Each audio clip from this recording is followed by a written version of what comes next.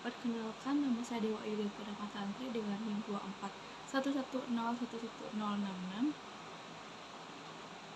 hari dengan nomor absen 23 dari kelas BKB semester 3. Hari ini saya akan menjelaskan mempresentasikan tugas ujian tengah semester statistika inferensial, di mana mata kuliah ini dibimbing oleh Bapak Profesor Dr. Nyoman Dantes dan Bapak Wayan Eka Paramarta, SPD, MPD.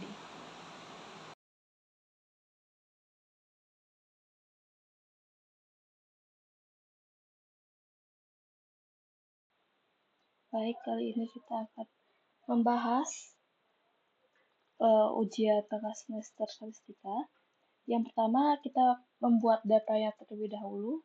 Di situ sudah ada data dari 1 sampai 90 sesuai dengan suruhan dari soal. Skornya sudah di bawah 100 dan di atas 10. Lalu, yang pertama susun dataset, ya sudah tadi susun dataset sesuai di atas atau memberikan singkatan deskriptif.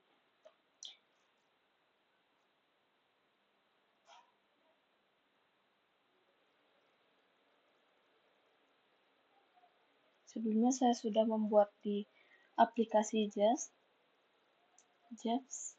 Nah, di situ sudah terlihat.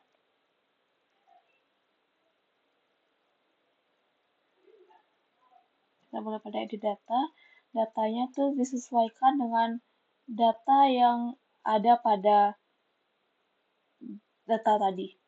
Dari 1 sampai 90, di atasnya ditulis ID, method, gender, dan score. Disesuaikan sama persis seperti yang di sini.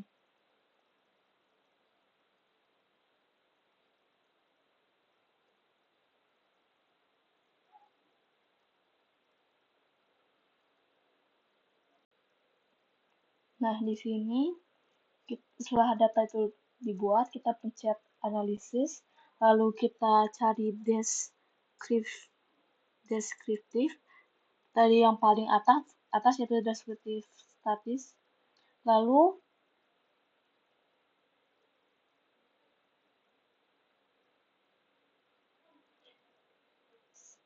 tadi skor dan method gendernya ada di sebelah kiri, kita pindahkan skor ke sana. Lalu untuk model kita samakan seperti ini.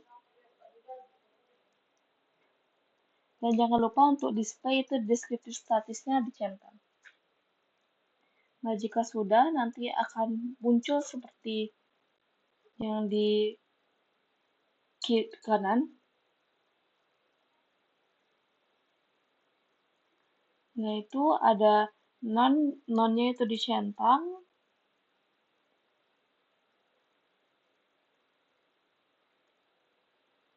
Lalu jika sudah, maka akan terbentuk data deskriptif skornya. Nah, jika sudah, ini bisa di screenshot, lalu dimasukkan ke dalam Word.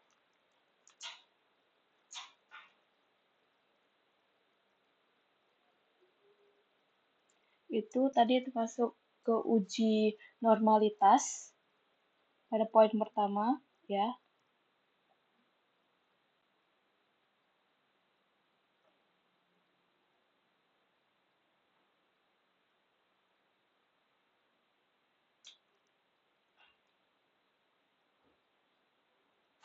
Nah, selanjutnya untuk membuat QQ.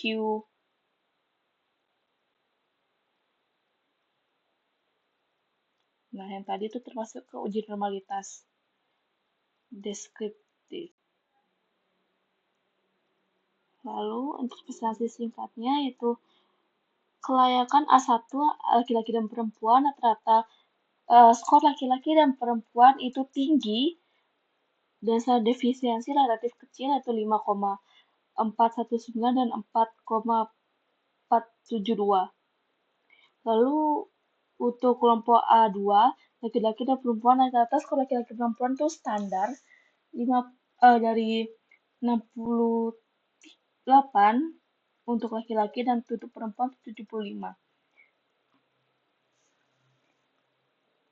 Semua datanya sudah ada terdapat di atas yang menunjukkan bahwa eh, eh, pada kelompok A1 skornya tinggi-tinggi, perbedaan gapnya antara perempuan dan laki-laki juga tidak jauh. Lalu untuk kelompok A2 itu meskipun tidak nilainya tidak terlalu jelek, tapi gap antara perempuan dan laki-laki itu masih sangat jauh, yaitu antara 68 untuk laki-laki dan untuk perempuan 75. Tapi artinya kelompok ini masih pada batas normal. Untuk kelompok A3, skor perempuan dan laki-laki makin menurun, namun gap antara perempuan dan laki-laki tidak terlalu jauh.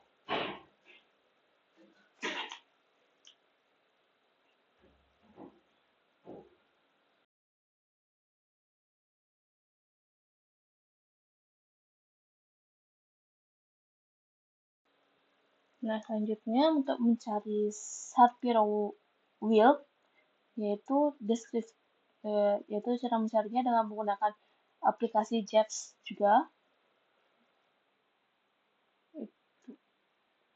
Menggunakan Shapiro-Wilk disarankan dengan tampilan Kiki juga plot untuk minimal 2 sel.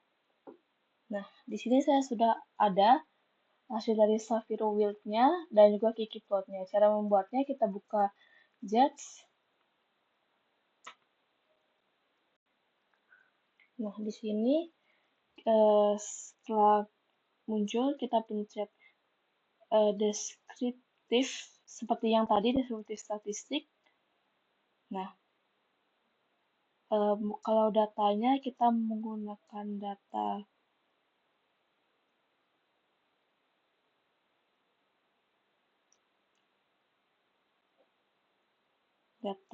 sama seperti tadi, hanya saja kita menambahkan A1 ada skor male sama seperti datanya itu A1 male, A1 female, kita mengikuti di sana, itu kita tambahkan grup. Tadi kan tidak ada grup, cuma ada ID, method, gender, dan skor. Di sini kita tambahkan grup di tengah-tengah gender dan skor. Ikuti sampai ke nomor 90. Lalu kita pencet analisis, deskriptif, lalu pencet deskriptif statis. Nah, di situ ada pilihan sebenarnya ID, method, gender, skor, dan grup. Nah, skor dipindahkan ke variables dan grup itu dipindahkan ke split. ID, method, dan gender dibiarkan di tempat itu saja.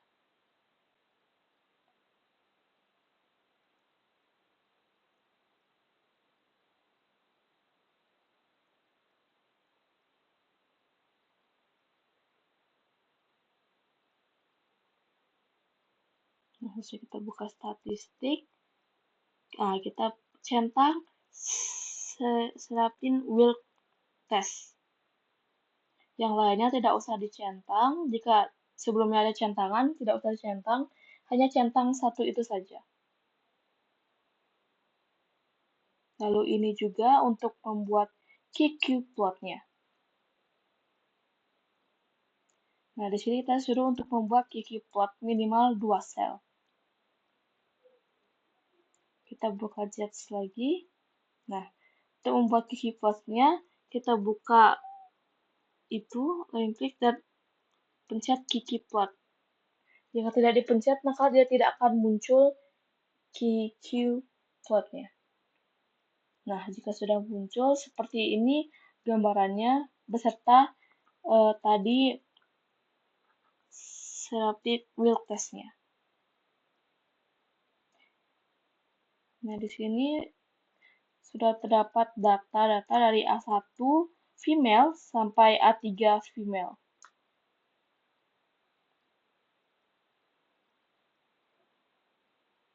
Nah, jadi kesimpulannya, berdasarkan hasil uji Sharpe-Wood semua kelompok data berdistribusi normal, hal ini menunjukkan bahwa eh, memenuhi asumsi normalitas sehingga kondisi ideal untuk dikaitkan dengan ANOVA selanjutnya.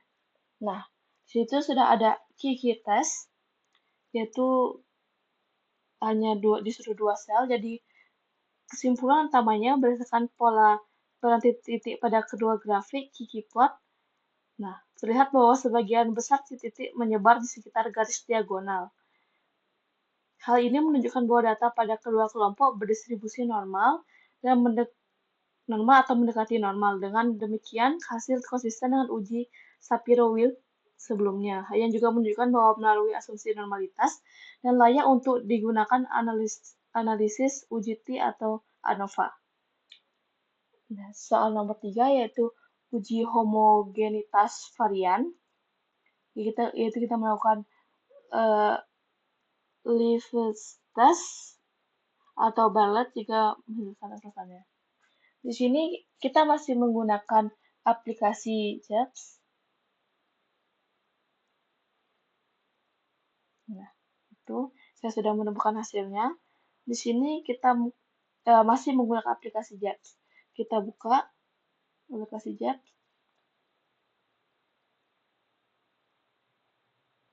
Nah, itu dia.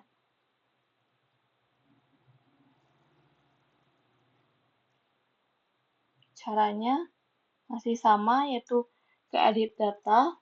Kita cek datanya masih memakai data yang ada A1 underscore male underscore female. Nah, selanjutnya pencet analisis. Nah, kita tidak memakai deskriptif lagi, melainkan kita pencet ANOVA, lalu pencet ANOVA lagi yang paling atas.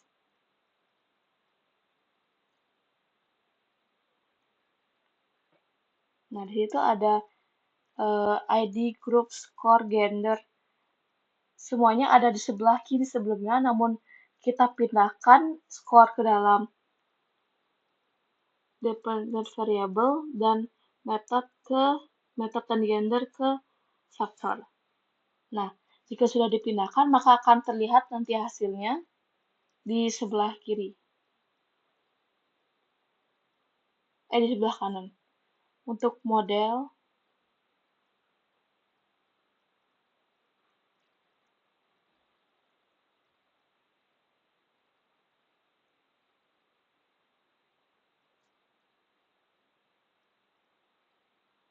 nah sudah terlihat kan di situ sudah muncul uji homogenitasnya. Nah, kita bisa simpulkan berdasarkan uji Levin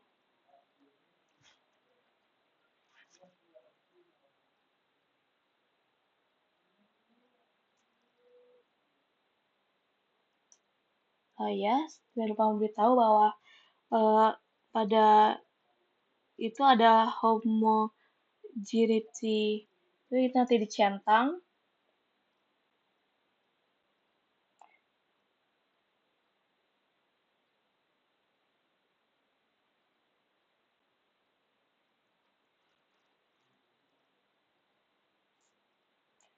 Jika ada centangan lain, nanti itu dihilangkan saja centangnya, hanya mencentang homogeneity test.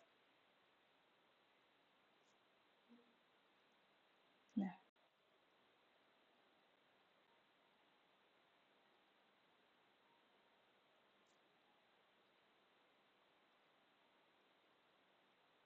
jadi kesimpulan utamanya berdasarkan uji level dengan taraf simplifikasi 0,5 diperoleh nilai P sama dengan 0,941, yaitu lebih dari 0,5.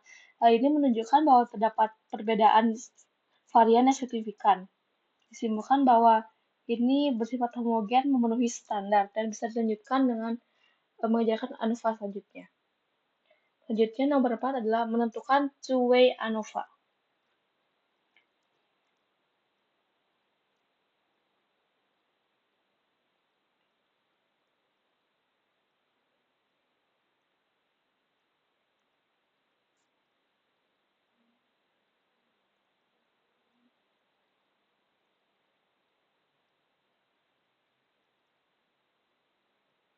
Untuk menentukan suhu ANOVA, kita masih menggunakan aplikasi JETS dan masih menggunakan data yang tadi, yang sebelumnya, yang ada A1_M, A1_female.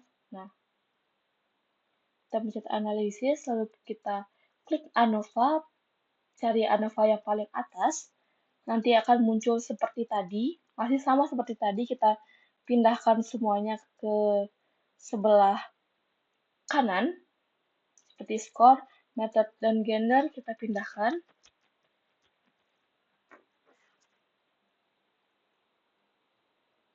Nah, di sini kita hilangkan centang homogeneitasnya, lalu kita centang non.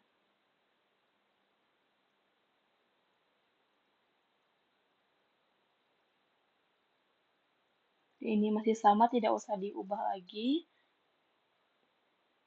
Ini juga sama, tidak usah apa-apa diubah.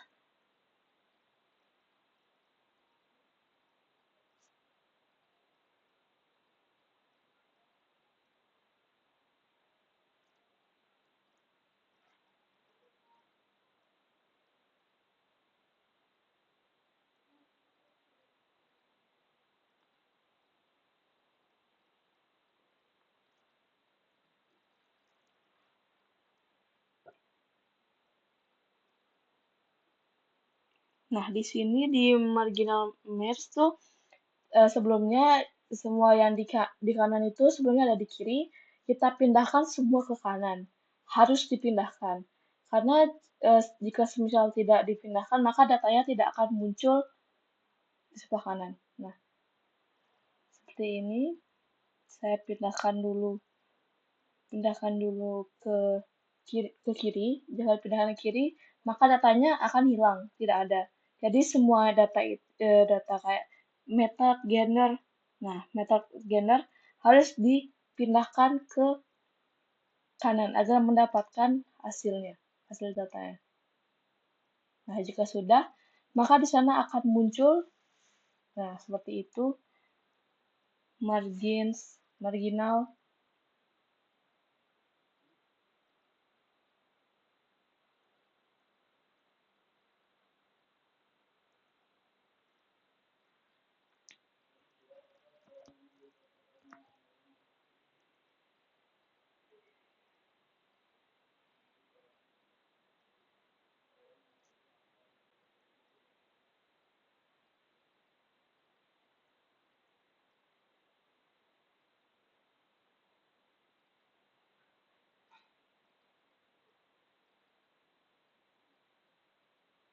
Nah, jika sudah mendapatkan, di sana bisa langsung di screenshot dan ditaruh di Tugas.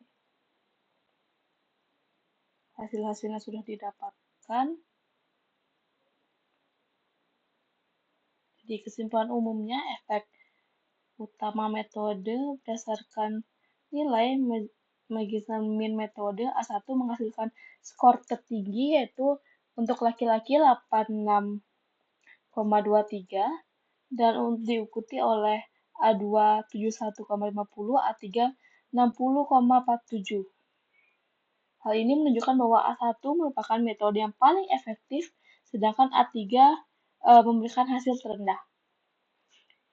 Lalu efek utama gender, rata-rata perempuan 75,67 lebih tinggi dibandingkan laki-laki, yaitu 68,80. Ini berarti bahwa perempuan secara umum memiliki kinerja atau prestasi yang lebih baik dibandingkan laki-laki. Nah, situ datanya sudah terlihat.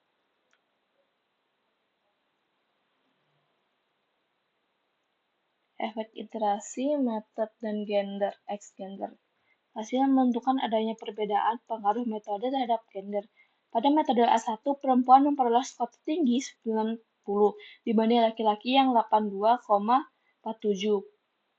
Pola serupa juga terlihat pada metode A2, yaitu untuk perempuan 75 dan laki-laki 68. Pada A3, perempuan 65 dan laki-laki 55,93. Hal ini mengindikasikan bahwa setiap metode memberikan dampak berbeda bagi laki-laki dan perempuan. Lalu perempuan cenderung unggul pada semua metode. Dengan demikian, metode A1 terbukti yang paling efektif secara keseluruhan dan gender, baik gender perempuan laki-laki dan gender perempuan menunjukkan performa lebih baik tanpa adanya perbedaan ekstrim antar kombinasi pada gender.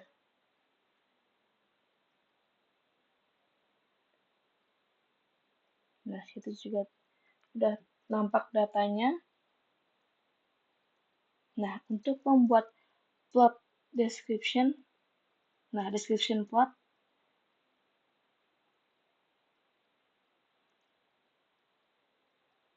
dan datanya masih sama seperti tadi, tidak ada yang diubah-ubah, tapi kita pencet description plot. Nah, itu method dan gender yang sebelumnya ada di sebelah kiri, kita pindahkan method ke horizontal axis dan gender ke spread line. Nah, jika sudah dipindahkan, maka akan terlihat hasilnya di sebelah kanan. Grafiknya terlihat bahwa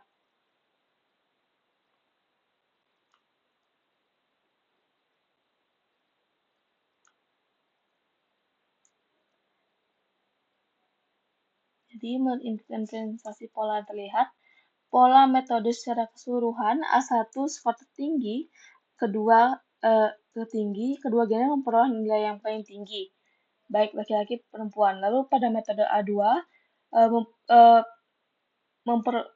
terjadi penurunan skor pada kedua gender, yang dimana jarak skornya itu terlampau sangat jauh antara laki-laki dan perempuan. Nah, pada A3 skor terendah, baik laki-laki maupun perempuan, mereka memiliki skor yang rendah, tapi memiliki gap yang sangat kecil. Misalnya pola gender secara konsisten perempuan memiliki skor lebih tinggi dibandingkan laki-laki pada setiap metode. Lalu laki-laki memiliki skor yang ada di bawah dari perempuan dengan penurunan pada setiap metode. Sudah ada pola interaksi yang terlihat sama seperti tadi, A1 interaksi nilai sangat tinggi, A2 perbedaan nilai antara laki-laki dan perempuan sangat jauh gapnya, dan A3 itu nilai perempuan dan laki-laki menurun jauh. Lalu ringkasan pada teori utama. Nah, di sini nomor 5, ringkasan temuan berkaitan dengan normalitas, homogenitas, dan hasil ANOVA.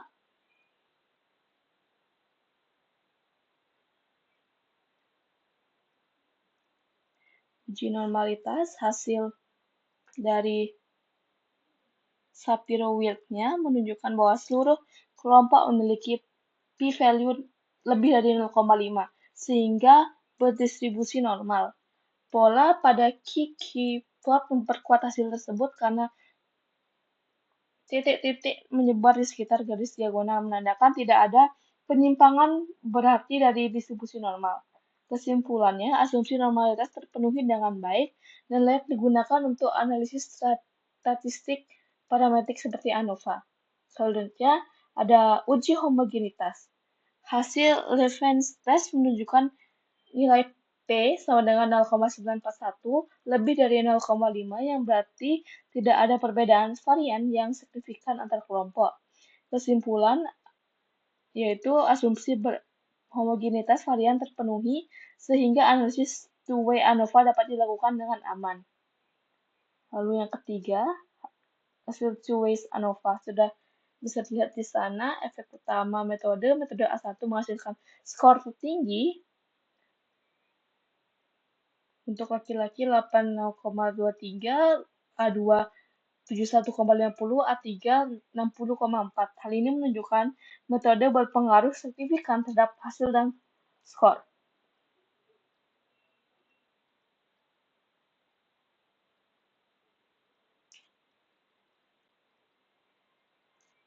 Nah, untuk pola deskriptif secara umum, semua metode menunjukkan uh, uh, tes penurunan skor dari A1 ke A3 baik pada laki-laki dan perempuan. Perempuan konsisten unggul di setiap metode dengan perbedaan paling besar A2, paling kecil A1. Kesimpulan pola ini, pertemuan ANOVA bahwa metode pembelajaran gender berpengaruh terhadap hasil belajar. Selanjutnya ada rekomendasi praktis untuk bagi peneliti dan praktisi pendidikan. Gunakan metode A1 sebagai pendekatan utama karena terbukti menghasilkan skor tinggi dan konsisten untuk bagi kedua gender. Lalu metode A2 sebaiknya diperbaiki karena menunjukkan hasil yang paling rendah pada perbedaan gender yang besar. Kurang efektif bagi laki-laki. Lalu untuk metode A3 bisa digunakan sebagai alternatif tambahan, namun perlu penguatan strategi agar hasilnya meningkat. Perlu adanya pendekatan belajar gender untuk menyeimbangkan hasil pembelajaran antara laki-laki dan perempuan.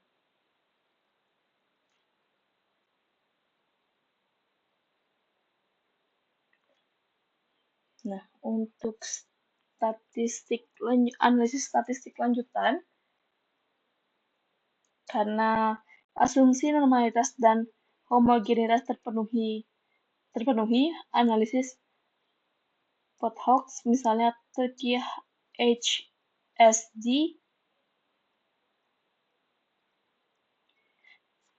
dapat dilakukan untuk melihat perbedaan signifikan antar metode. Jika di mana di depan ditemukan data yang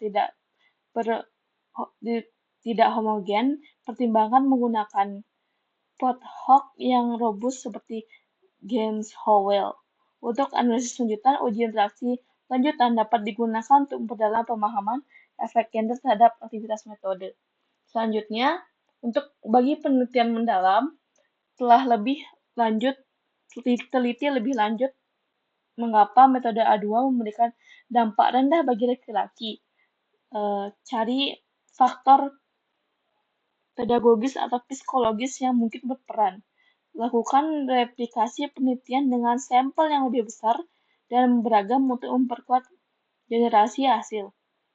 Kembangkan strategi pembelajaran adaptif berbasis gender agar hasil belajar lebih seimbang agar semua metode seimbang.